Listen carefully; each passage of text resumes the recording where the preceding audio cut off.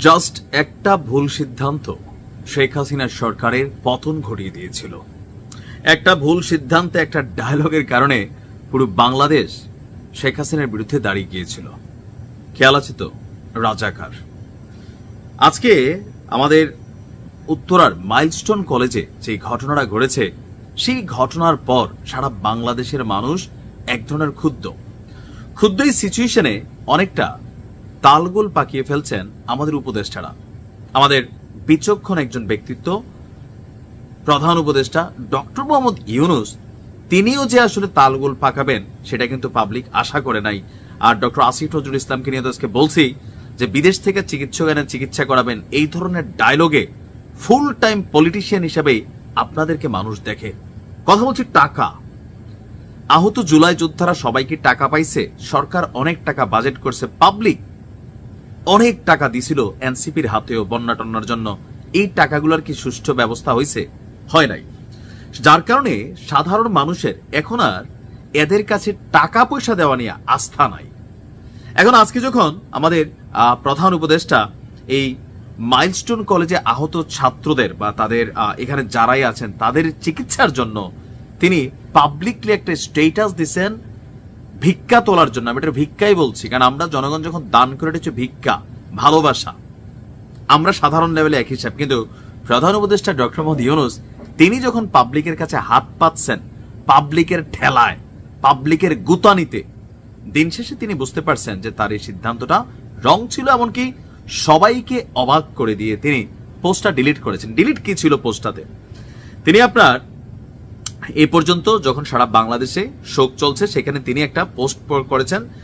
তাতে সোনালী ব্যাংকের একটা অ্যাকাউন্ট নম্বর দিয়ে লেখা হয়েছে, মাইলস্টোন স্কুল অ্যান্ড কলেজে প্রশিক্ষণ বিমান বিধ্বস্ত হয়ে ক্ষতিগ্রস্তদের জন্য যারা অর্থ সাহায্য করতে চান তারা উপরোক্ত ত্রাণ এবং কল্যাণ তহবিলে আপনার উল্লেখিত টাকাটা জমা দিতে পারেন।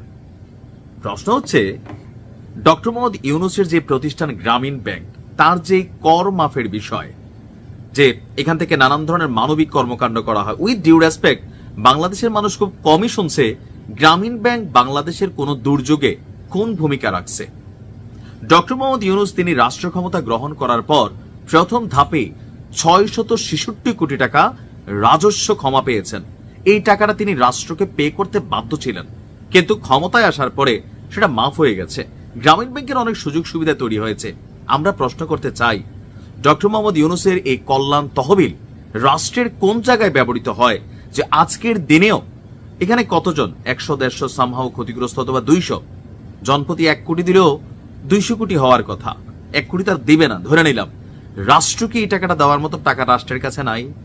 ডক্টর মোহাম্মদ ইউনূস ওনার যেই নেটওয়ার্ক আছে পার্সোনাল লেভেলে বা ফান্ড আছে, এই টাকাটা দেওয়ার মতো এবিলিটি কি ওনার নাই।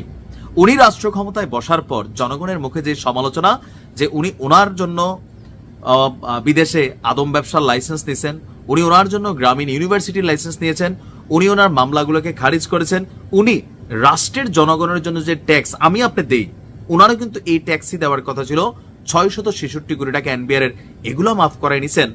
রাষ্ট্রের জন্য ডক্টর মোহাম্মদ ইউনূস নিজের থেকে কি করছেন? আজকে এই প্রশ্ন চলে আসছে, ওনার পদত্যাগের দাবি উঠছে শুধুমাত্র একটা ভুল স্টেটাসে।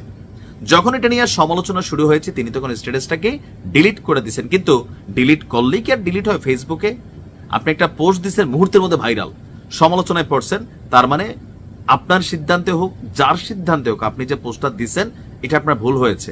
এই মুহূর্তে ম্যাক্সিমাম উপদেষ্টারা আবল তাবল বক্তব্য দিচ্ছেন, পুলিশকে ছাত্রদের বিপরীতে দাঁড় করাই দিচ্ছেন, আবারও ঠিক আগের সরকারের মতন। শিক্ষা নাই যে পুলিশকে অপব্যবহার করতে গিয়া পুলিশের উপরে কি পরিমাণ টর্চার তখন এই আমজনতারাই করছে। আজকে যখন আমরা দেখি সচিবালয়ে ছাত্ররা ঘেরাও করতে যাচ্ছে, বিভিন্ন জায়গায় দাবি দাওয়া তুলছে, পুলিশকে প্রটেস্ট করতে 40 জন না 80 জন ছাত্র আহত, পুলিশের দোষ নাই, পুলিশ জাস্ট অর্ডার ফলো করে। তো সেই জায়গাতে আপনি কি বলবেন? ডক্টর মোহাম্মদ ইউনূসের সামনের দিনগুলোতে খুব দ্রুত ভেবেচিন্তে সিদ্ধান্ত নিতে হবে, নয়তো ঝটকা কিন্তু ঘটতে পারে। ভালো থাকুন।